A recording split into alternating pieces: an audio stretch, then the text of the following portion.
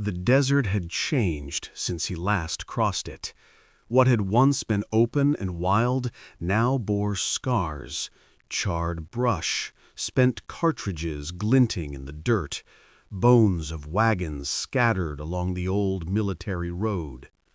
Elias Boone rode through the ruin slow, hat pulled low against the wind, eyes searching for any sign of the Redbird camp. The mare's hooves kicked small clouds of dust that vanished as quick as they rose. He had been gone too long. Months of drifting north among ranches and mining camps had left him thin, restless, and uncertain. Each night he told himself he'd earned a clean slate, yet every sunrise the guilt rode with him.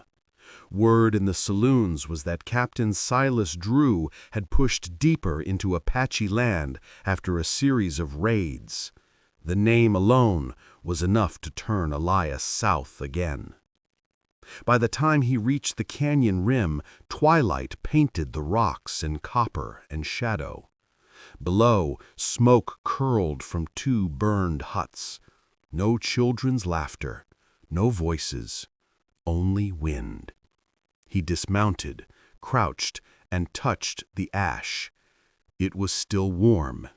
The army hadn't gone far. He followed the trail east until moonlight showed boot prints mixed with moccasin tracks.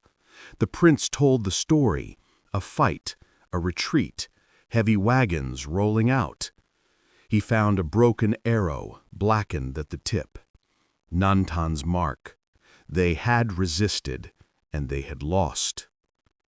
The next morning he spotted riders on the ridge, 5 Apache scouts, weary and tired. Their leader raised a hand. When Elias lifted his hat, recognition flickered. The man spurred down the slope. "You live," the scout said, disbelief in his tone. "We thought you gone forever." "Almost was," Elias replied. "Where's Taza?" The man's face tightened. "Taken. Soldiers keep him in the fort near the river. Many gone with him, the rest hide." "And Aiyana? She leads us now." The words struck harder than the wind. Elias looked toward the west, where the mountains stood blue and distant. "Take me to her." They rode through the night, following narrow trails known only to the tribe. Just before dawn, the ground rose into a hidden valley dotted with mesquite and scrub. A small campfire burned there, and beside it stood Aiyana Redbird, her hair unbraided, shawl drawn tight against the chill. She turned as they approached. Elias dismounted, unsure what to say. The firelight caught the red cloth at her wrist, faded but unforgotten. "You came back," she said quietly. I removed my hat. "Wasn't done yet." Behind her, the first light touched the horizon, pale gold spilling across the desert. Smoke from the ashes drifted skyward, curling like a ghost between them. Past and promise, bound in one thin thread of light. Dawn found Aiyana Redbird already moving among the people. The fire was low, the pots empty, and what remained of the tribe, barely 30 souls, huddled in silence. She spoke softly to the children, touched a hand here, a shoulder there, keeping them busy. Fear fed on stillness. She had learned that from her father. When Elias Boone awoke near the ashes of the campfire, he watched her for a long moment before rising. The light caught on her red shawl, frayed and dusty from the trail, and he thought she looked carved from the desert itself, beautiful and unyielding. He stepped closer. "You been leading them?" She nodded. "Since they took my father. Nantan fights with me.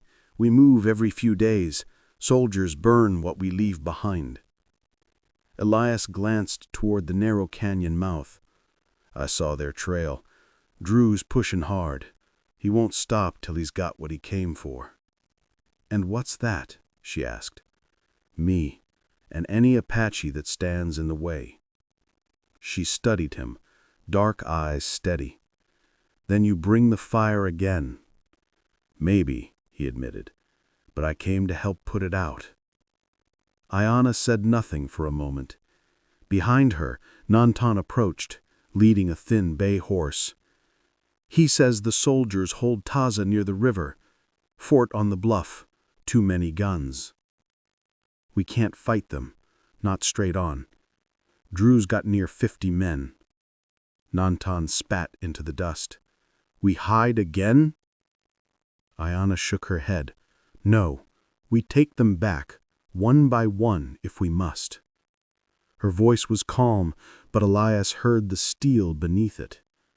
He thought of his father's wisdom, of her gentleness during sickness, and saw now the same resolve that had once led warriors. She had grown into command because no one else could. He knelt near the fire and drew a rough map in the dirt. River, bluffs, canyon trails. "Fort Lowell's a day's ride east," he said. "If we move at dusk, we can reach it by nightfall."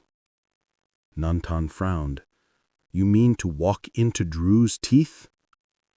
"I mean to talk to him," Elias said.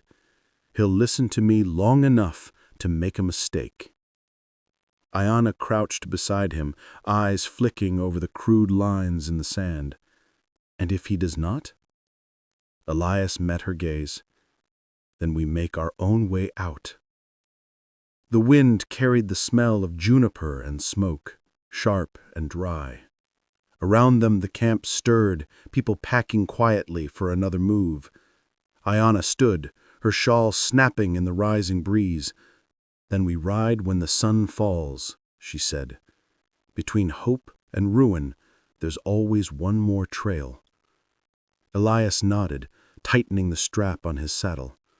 "Then let's find it." The day stretched ahead, hard and bright, as the last of the camp faded into the canyon's shadow. Two worlds still moving together, not in peace, but in purpose. The trail east wound through miles of dry wash and broken stone. By nightfall, Elias Boone and Nantan rode down from the hills, leaving the others hidden among the canyons. The moon hung sharp above the desert like a silver spur. Each hoofbeat echoed off the rocks until the sound blended with the wind. When the fort finally came into view, Elias felt the old ache of memory, discipline, duty, the smell of gun oil and coffee. Fort Lowell crouched on the bluff above the San Pedro River, its walls pale in the moonlight, flags hanging limp in the still air. Torches marked the gate. 2 sentries leaned half asleep against their rifles. Nantan reined in behind a mesquite stand. "You go alone?" Elias nodded. "He won't talk if he sees you. This is between me and Drew." "You trust him?" Elias gave a short laugh. "Never did." He dismounted, brushed the dust from his coat, and walked straight to the gate. The guards stiffened, rifles rising, until one recognized him. "Boone?" the younger man breathed. "You're supposed to be dead." "Tell your captain I aim to fix that." Minutes later, Captain Silas Drew appeared in the yard, still in his campaign coat, though the buttons strained against his gut. He looked older, but no softer. "Well, hell," he said. "The prodigal coward returns." Elias kept his voice even. "You've got Chief Taza. Let him go." Drew smirked. "And why would I trade my prize?" "Because I'm worth more," Elias said. "You came out here to hang a traitor. I'll give you one." For a heartbeat, only the wind moved. Then Drew stepped closer, studying the man in front of him. "You'd sell yourself for a pack of savages?" Elias met his eyes. "I'm not sellin', I'm settlin'." Drew's grin thinned. "Fine. You'll get your wish at dawn." He turned to his men. "Lock him up and make sure he's still breathing come morning." They shoved Elias into a cell at the edge of the yard. Iron bit his wrists, dust filled his throat. Outside, thunder grumbled far away. Through the bars he could see the dark smear of storm clouds crawling over the mountains. Rain was coming, the kind that washed tracks clean. In the distance, a flicker of movement caught his eye. Two figures low to the ground, slipping between shadows. For an instant, the torchlight glinted off a familiar red shawl.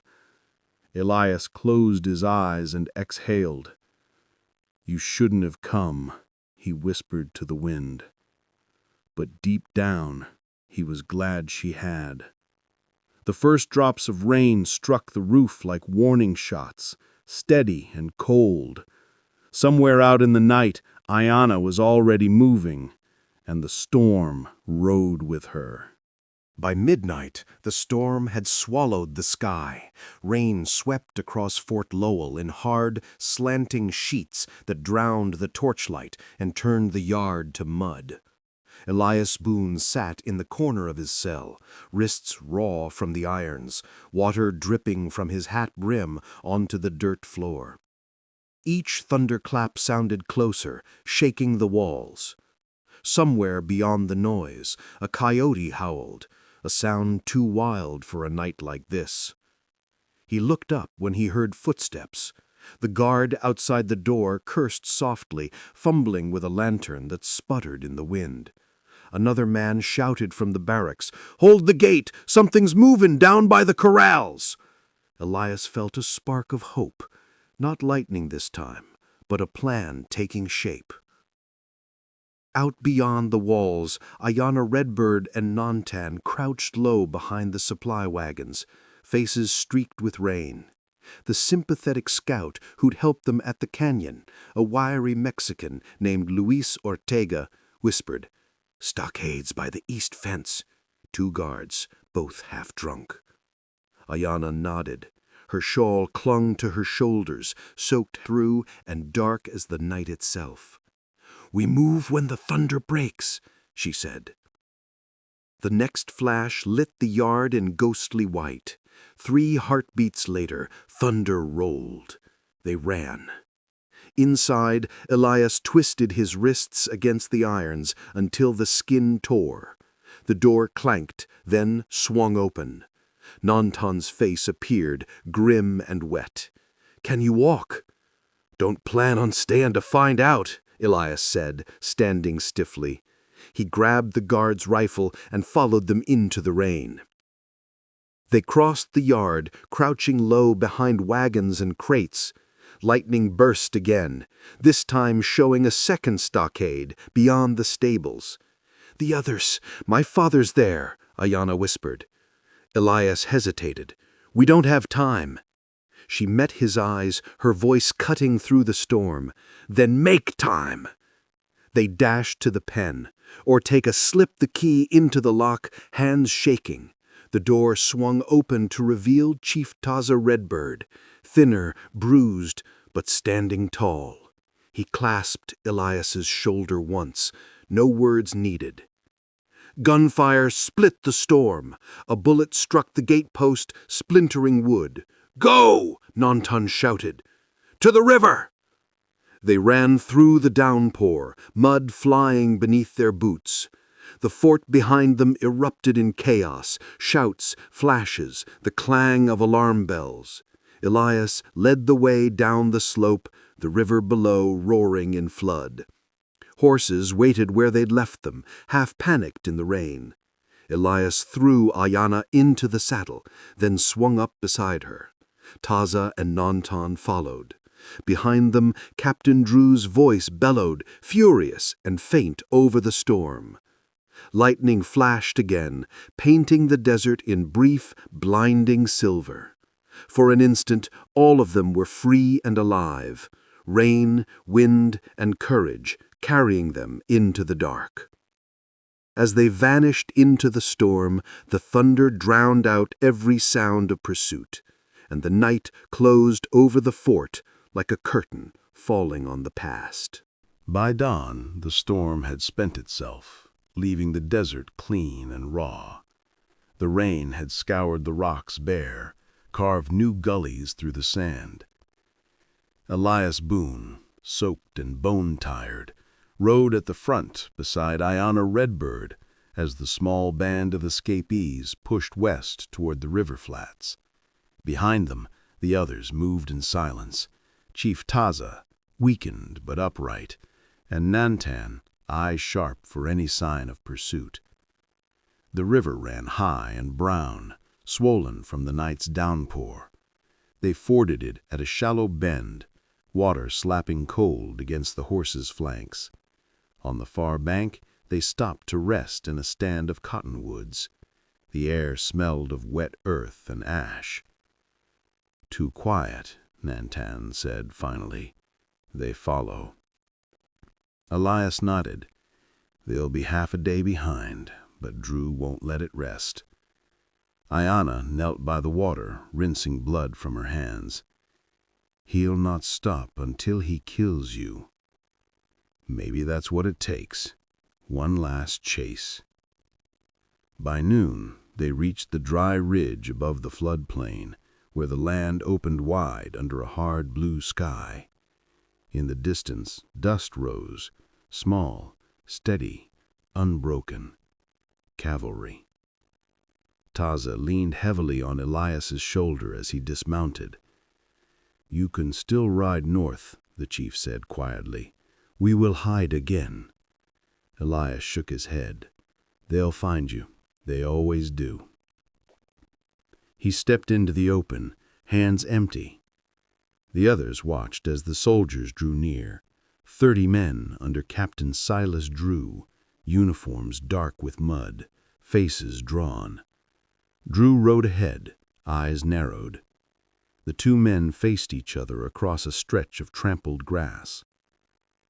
"You're a hard man to hang, Boone," Drew called. "Wasn't for lack of trying. You've got your quarry now. Let the rest go." Drew dismounted, boots sinking into the wet ground. "They're killers, thieves. They're survivors. You burn their homes, steal their food, call it justice. You want a trophy, take me. I'm the traitor you came for." The captain's jaw tightened. For a long moment he said nothing, only watched the man standing before him, hat off, rain-matted hair, eyes steady. The silence stretched until even the horses stopped moving. Finally, Drew holstered his revolver. "You're not worth the powder." He turned to his lieutenant, pulled the men back. The soldiers hesitated, confused. Drew's voice rose, sharp as a whip. "You heard me. The army's done here. Call it a field pardon." Elias exhaled, shoulders sagging. The captain mounted up, staring down at him one last time. "Go on, before I change my mind." As the troops wheeled and rode off, dust trailing behind them, Aiyana stepped forward. "What did he say?" Elias looked after the fading column. "He gave us our lives." She glanced toward her father, then back at him. "And you gave yours." The wind shifted, carrying the scent of rain and sage. For the first time in months, the land felt still. The war was over. Not won, just over. The valley was green again when the last of the smoke cleared. Weeks had passed since the soldiers rode away, and the desert, stubborn as ever, had begun to heal itself.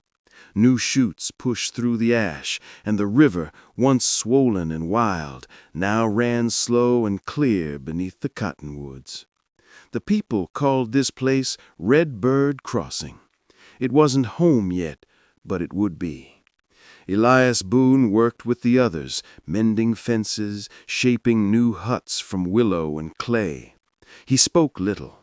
The scars on his wrists had faded to pale lines, reminders of what had been bargained away and what had been kept. At dusk, when the fires glowed low, he would sit apart and watch the ridges, waiting for a sound that never came. The drumming of pursuit, the echo of gunfire, the past refusing to die. But each night the silence held. Chief Taza Redbird had grown thinner but stronger. He moved slowly, leaning on a carved stick, and his eyes held something gentler now. One evening, as Elias carried water from the spring, Taza approached him. "You have a restless heart, like the river. It never stays." Elias smiled faintly. "Rivers find their way. Sometimes it just takes a while." Taza nodded. "When you go, the land will remember you. That is enough." The next morning, before sunrise, Elias saddled his mare. Aiyana Redbird waited near the corral, shawl around her shoulders, hair loose in the early light. The air smelled of mesquite and wet earth. "You could stay," she said softly. "There is room now." He looked at her, the warmth in her eyes a steady thing against the pale dawn. "I've been standing still too long. The trail's calling again." Aiyana stepped closer, tying a new strip of red cloth around his wrist, the same way she had before, years ago, when trust was a fragile thing. "Then take this," she said, "so the wind won't forget your name." He tipped his hat. "I can't promise I'll be back." "I know," she said, "but you'll ride under the same sky." He mounted up, the leather creaking softly. The camp lay quiet behind him, smoke rising straight into the calm air. He glanced once over his shoulder. Aiyana stood where the light caught her hair, hand lifted in farewell. Then he turned west toward the open land where the mountains met the sun. The wind carried the scent of rain, the whisper of hooves fading into the distance. Above it all stretched the endless sky, unchanging, wide and merciful, holding them both beneath one horizon.